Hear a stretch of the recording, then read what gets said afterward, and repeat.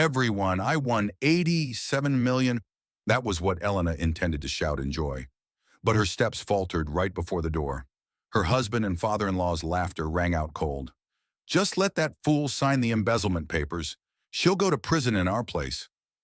The lottery ticket in her hand suddenly felt heavy. In a split second, joy vanished, replaced by survival instinct. Elena decided to stay silent. She wouldn't give them a cent. Instead, she would use this money as a weapon. The first step of the plan? She walked into the room looking haggard, pretending to ask to borrow money from the very people plotting to jail her, just to see their true colors. Subscribe and comment where you're watching from to follow this revenge. Elena sat alone in the finance office long after the rest of the staff had gone home.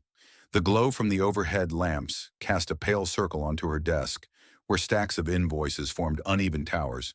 As the chief accountant of her husband's family company, she carried a responsibility that had never belonged to her, yet she bore it without protest. She scanned another ledger, recalculated a column, and tried to balance the cash flow that Robert, her father-in-law and CEO, had allowed to sink into dangerous deficit. She had a salary on paper, but the money never seemed to arrive in her account, and no one bothered to explain why.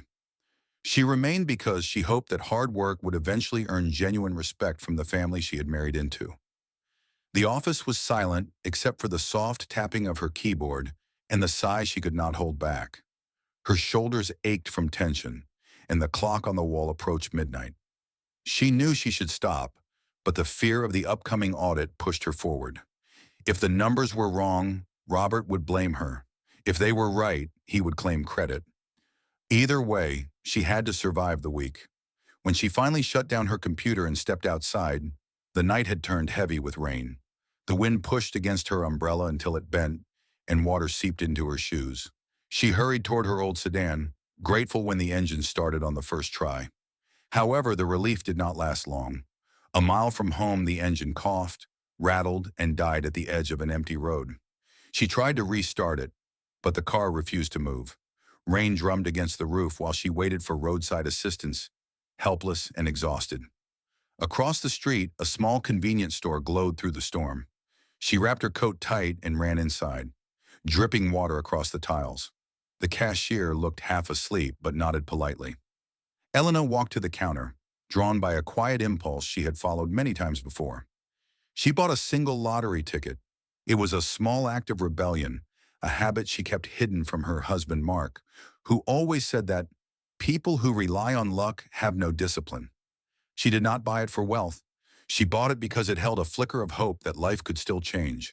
When the tow truck arrived, she thanked the driver and rode home in silence.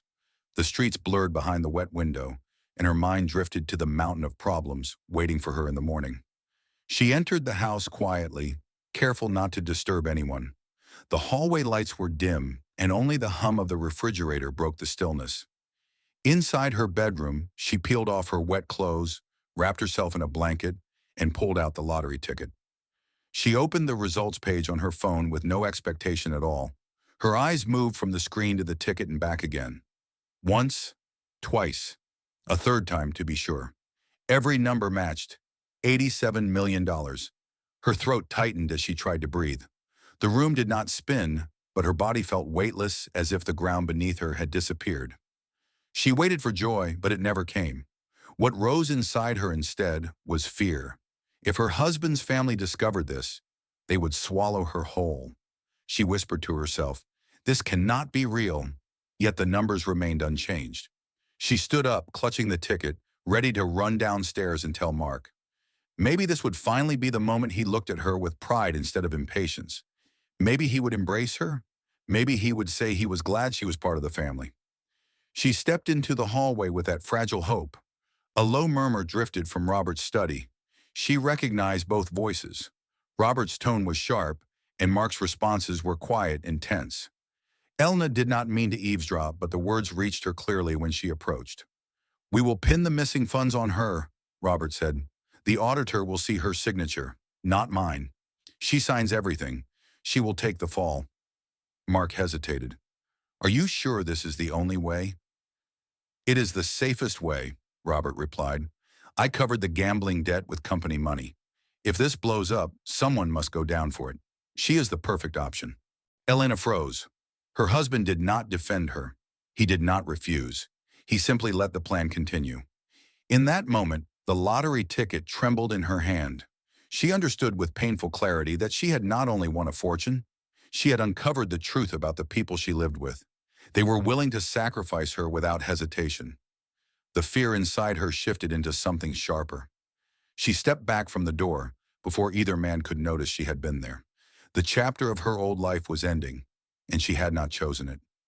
Elena closed her bedroom door with unsteady hands and leaned against it as if the wood could hold her together. Her pulse hammered in her ears. The lottery ticket felt heavier than paper, heavier than anything she had ever carried. She crossed the room, reached for an old makeup bag, and pulled out a lipstick she no longer used. She twisted off the bottom, removed the empty plastic core, and slid the ticket inside before sealing it again. The lipstick looked ordinary in her palm. No one would think to open it. She returned it to the drawer and rested her hands on the edge of the dresser until her breathing steadied. She understood something clearly. This money was not a dream or a symbol of a better future. It was protection. It was the only shield she had against the people who planned to sacrifice her to save themselves. For the first time, she allowed herself to imagine a life where she was not trapped in a house filled with contempt and demands. The thought did not comfort her, but it anchored her enough to face the next morning. She arrived at the office early and walked through the halls with a calmness that did not match her pale cheeks. She greeted the receptionist with a polite nod and entered the finance room as if nothing had changed. She knew the cameras would record her every move, so she maintained the same routine she had followed for months. She turned on her computer, opened familiar files, and waited until she felt certain no one would interrupt her. When the opportunity came, she plugged a small external drive into the back of her desktop tower. The device was plain and unmarked. She had bought it months earlier to store personal photos, but had never used it. Today, it became the quiet record of her innocence. One by one, she copied the original spreadsheets, email chains, and transaction histories that proved the company's financial discrepancies had not come from her. She copied the timestamps. She copied the audit trails. She copied everything that linked Robert to the missing funds. Each file that transferred onto the drive tightened the knot in her stomach, but it also gave her a sense of control she had not felt in years. She worked quickly, pausing whenever she heard footsteps, and hid the device inside her blazer once the data collection was complete. Her hands trembled again, but this time the fear carried a thread of determination. During her lunch break, she sat in her car with the doors locked and called a law firm in another city. She had researched them earlier that morning. The attorney, Patricia Rowe, had a reputation for protecting whistleblowers and managing high-value trust funds discreetly. When the secretary answered, Elena lowered her voice. "My name is Anna Lewis," she said, choosing the alias on instinct. "I need help claiming a lottery prize through a trust. I also need confidentiality." The secretary confirmed an appointment with Patricia the following day over a secure video call. Elena thanked her and hung up before her courage faded. She rested her forehead on the steering wheel, letting the silence of the car calm her racing thoughts. If she handled everything correctly, she could keep the money safe and free herself from the danger tightening around her. That evening, she returned home to the familiar tension. Sylvia, her mother-in-law, sat at the dining table surrounded by empty wine glasses from a recent party. She tapped a bill on the table and looked at Elena with cold irritation. "Why has this not been paid?" Sylvia asked. "You know the club charges late fees." Elena placed her bag on a chair. "I will look into it tomorrow."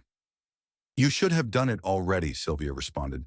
"Honestly, I do not know how someone so disorganized can manage our finances." Before Elena could speak, Mark entered the room holding a folder. "Mother is right," he said. "You need to be more responsible. And while we are on that subject, you need to sign these documents for the upcoming audit." He placed the folder in front of her. She recognized it immediately. It contained the doctored financial reports. The trap. Elena kept her gaze steady. "I will review them first." "There is nothing to review," Mark replied. "Just sign them." Her tone remained calm. "I sign nothing without understanding it." Sylvia scoffed. "Since when do you have a backbone?" Elena met her eyes without flinching. "Since today." The room fell quiet for a moment. Neither Sylvia nor Mark expected resistance, and their surprise bought her the time she needed. She picked up the folder and closed it. "I will sign once I have verified everything," she said. "Not before." She turned away and walked toward the stairs, leaving them speechless behind her. She knew the confrontation was not over, but she had drawn a line they had never seen before.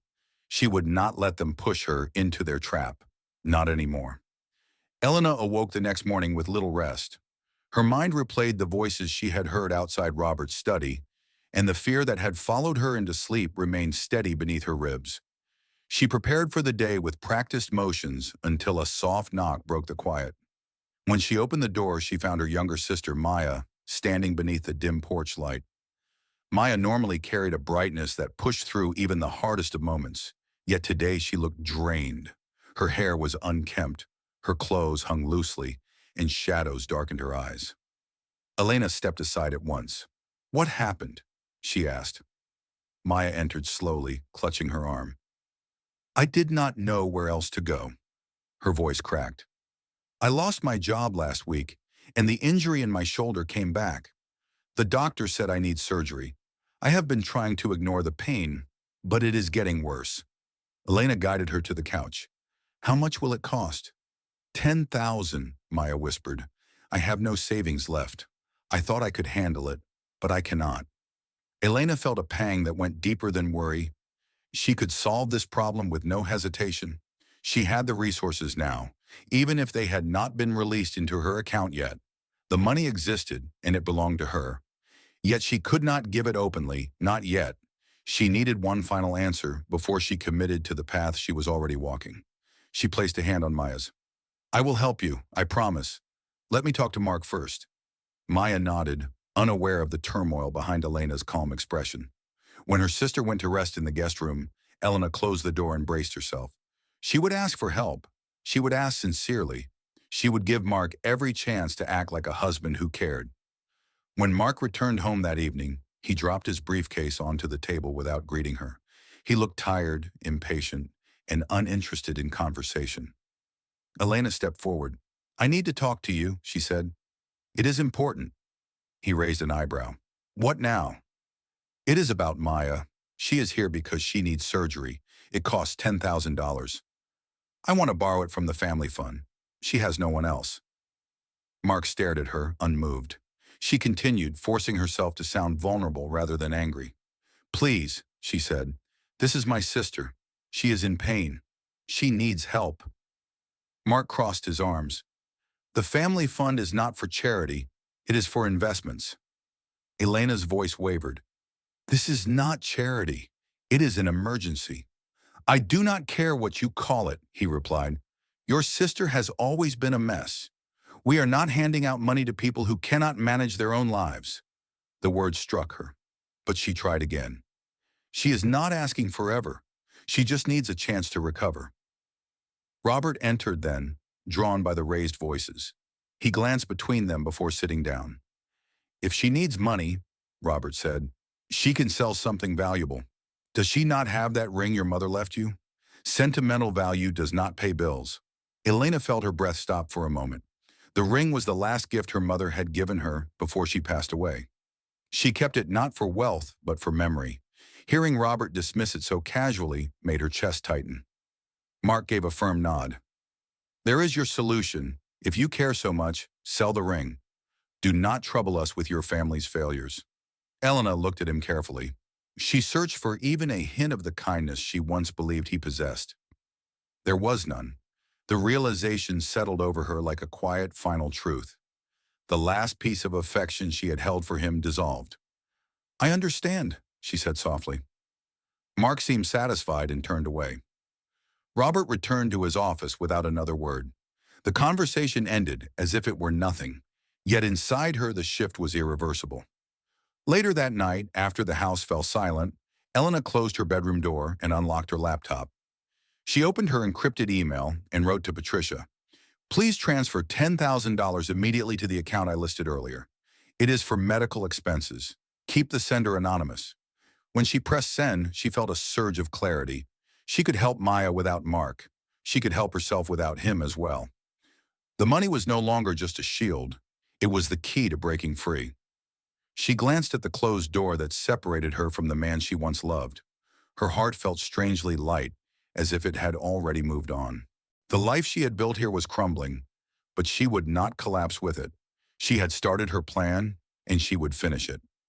The next days pressed down on Elena with relentless weight. Robert called her into his office early that morning.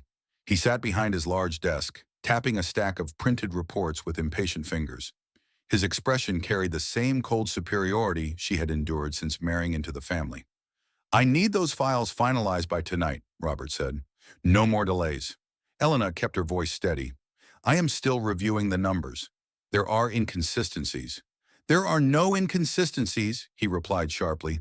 "There is only your lack of cooperation. If you cannot handle the responsibility, I can hire someone who will." The threat was hollow. She knew he would never let an outsider near the altered reports. Still, the anger in his voice pushed her into silence. She nodded, turned, and walked out of the office with the folder tucked against her chest. The pressure wrapped around her like a tightening band. She felt her hands growing cold, yet she forced herself back to work. By noon, her vision blurred at the edges. She had spent weeks sleeping poorly, eating irregularly, and carrying the weight of secrets she could not share. Her chest felt tight as she climbed the stairs toward the finance department. The hallway seemed longer than usual. A ringing noise pulsed in her ears, and she gripped the railing to steady herself. She took one more step, but her foot missed the edge of the stair. A wave of dizziness swept over her. The railing slipped from her grasp. Her sight flickered, and her body tilted forward. She heard the faint echo of someone calling her name, though she could not tell if it was real or only in her mind. She fell down several steps before everything went dark. When she opened her eyes again, she lay in a hospital bed with a cast on her left arm and a dull ache spreading across her side. The lights above were softer than those in the office, and the air smelled faintly of disinfectant. A warm hand squeezed hers, and she turned her head to see Maya seated beside her. Maya's face was streaked with tears. "You scared me," she whispered. "They said you fainted and fell." Elena tried to speak, but her throat felt raw. "I am fine," she finally managed. "No, you are not," Maya replied. "You are overworked and exhausted. They are breaking you." Elena wanted to reassure her, but the truth stood between them. She had pushed herself past every limit, and her body had paid the price. Before she could gather her thoughts, the door opened, and Mark stepped inside, holding a small bouquet. The flowers were wilted at the edges, as if he had grabbed them from a discount bin. "Glad to see you awake," he said. His tone carried no worry. "I only have a few minutes. I have to attend the launch event tonight." Elena blinked in disbelief. "You are leaving already?" "I cannot miss it," he replied. "It is important for the company." He glanced at the cast on her arm. "The doctor said you will recover. That is good. Try not to stress yourself." He placed the bouquet on the side table and checked the time on his phone. "I will come by tomorrow if I can." He left before she could answer. The door clicked shut, leaving the room colder than before. Maya stared after him, stunned. "That is all he has to say?" she asked. Elena pressed her lips together. She felt a sting behind her eyes, but she refused to let it fall. The machine beside the bed beeped steadily as she tried to process the emptiness his visit had left behind. A doctor entered soon after to explain her condition. "You have a fractured arm and some contusions, but you will recover well. You need complete rest for several weeks. No work, no stress. Your health must come first." Elena nodded, though she knew rest was impossible. Even as the doctor spoke, her phone buzzed repeatedly on the tray. She glanced at the screen.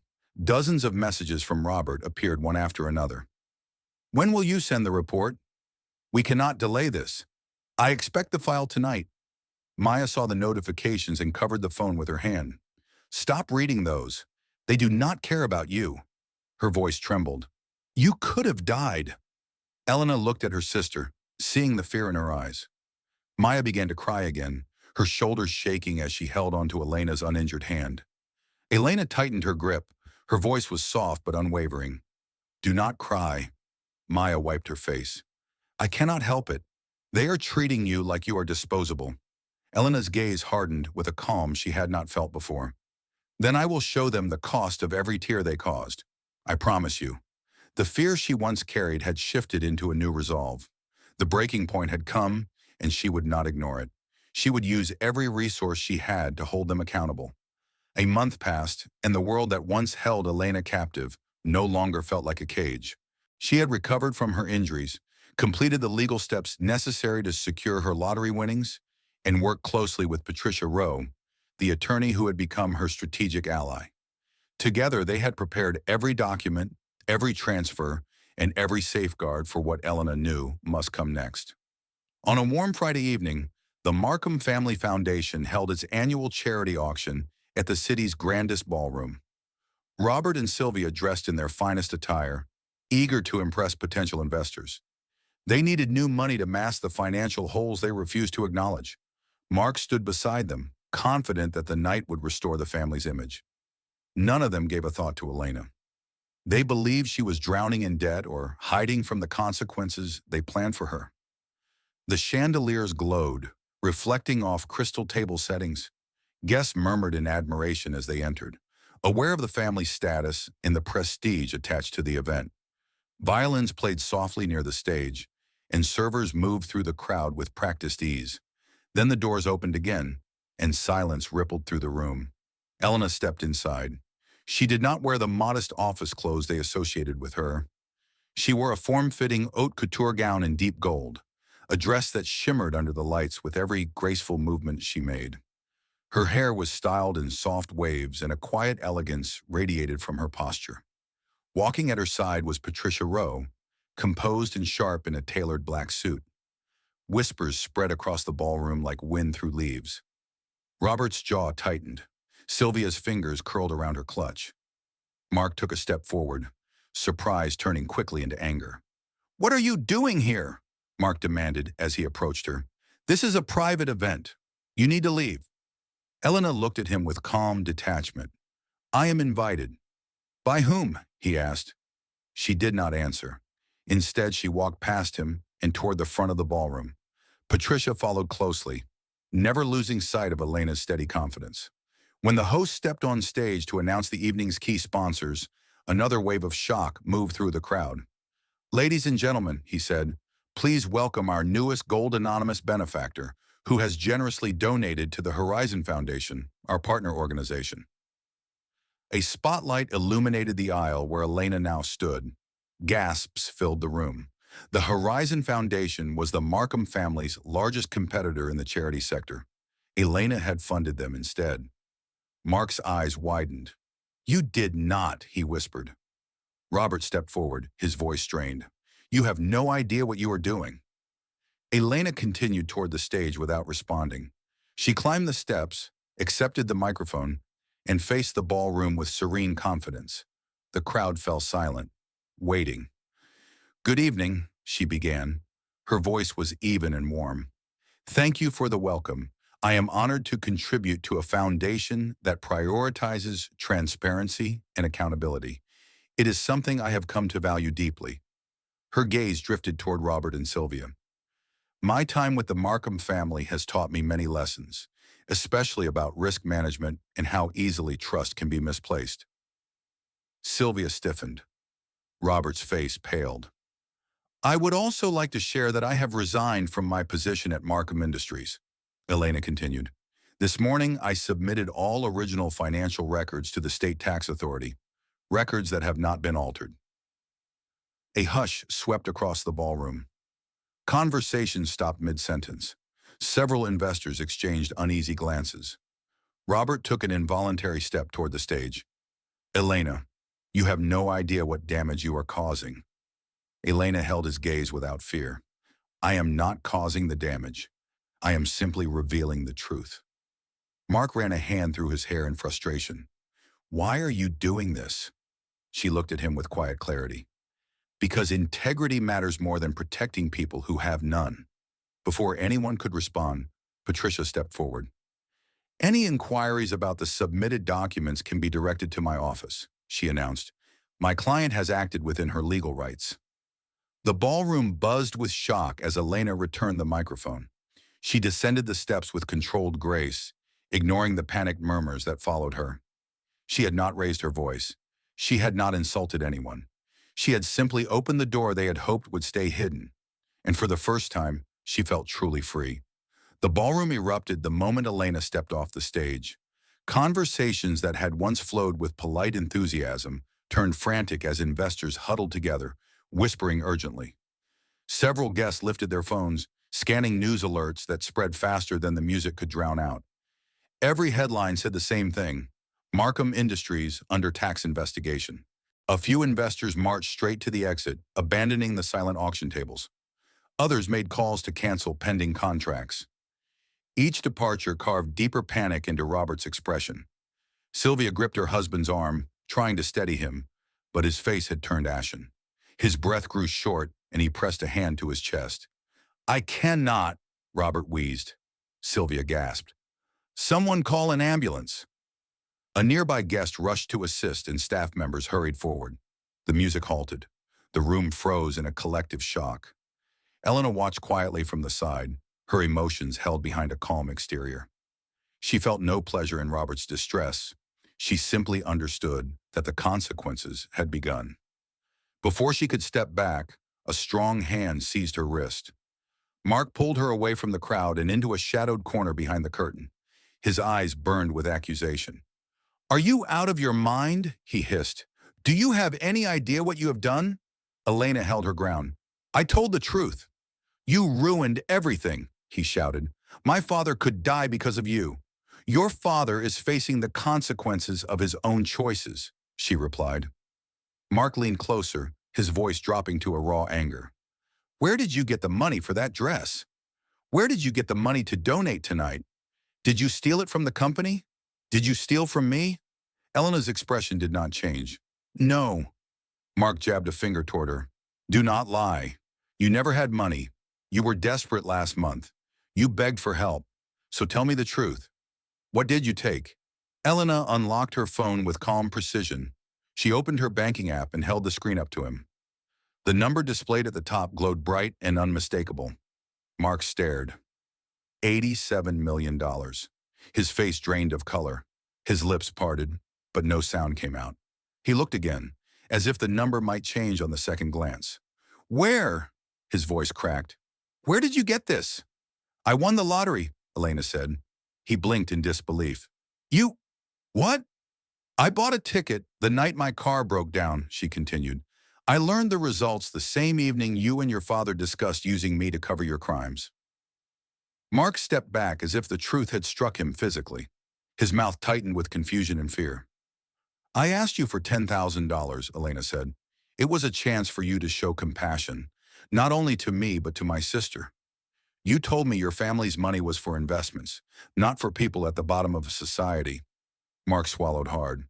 "I did not mean—" "You did mean it," Elena cut in. "Every word." He lifted a hand in weak protest. "You should have told me about the winnings. We could have worked together. We could have—" "We were already over," she said quietly. Her voice held no anger, only truth. "I planned to use some of the money to help save your family's company, to protect your name. But the moment you tried to push the blame onto me, the moment you handed me that divorce paper, everything became clear." Mark blinked. "You signed it?" "I did," she answered.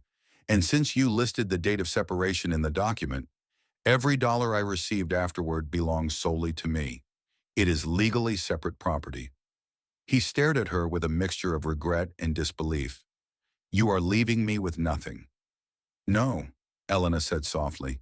"You left yourself with nothing." Voices rose behind them as paramedics entered the ballroom. Sylvia cried out for help as Robert was lifted onto a stretcher. Investors stepped aside to give room, some whispering sympathy, others whispering fear for their portfolios. Elena watched the scene from the edge of the curtain. Mark followed her gaze, his posture tense and uncertain. "This is the beginning," she said. Mark turned toward her. "The beginning of what?" "The beginning of accountability." She walked past him with steady steps, moving toward Patricia, who waited near the entrance. Elena did not look back. For the first time in years, her future felt entirely her own. 2 weeks after the disastrous charity gala, the consequences arrived with the force of a storm. Early one morning, Officers from the Economic Crimes Division entered the headquarters of Markham Industries with warrants in hand. Employees watched in stunned silence as investigators swept through offices, seized computers, and carried out boxes filled with documents. Robert was escorted from his private suite, his face drained of the authority he once wore like a crown. Mark followed shortly after, strained and exhausted, no longer able to control the narrative he had relied on for years. The investigators read aloud the charges under review: fraud, tax evasion, and intentional falsification of financial records. None of the accusations surprised Elena. She had known the truth long before the authorities arrived. Sylvia tried to plead with the officers, insisting it was a misunderstanding. Her voice trembled with desperation rather than arrogance, but there was nothing she could do. The walls were closing in, and for the first time she understood that wealth could not shield her family from the law. As days passed, more details surfaced.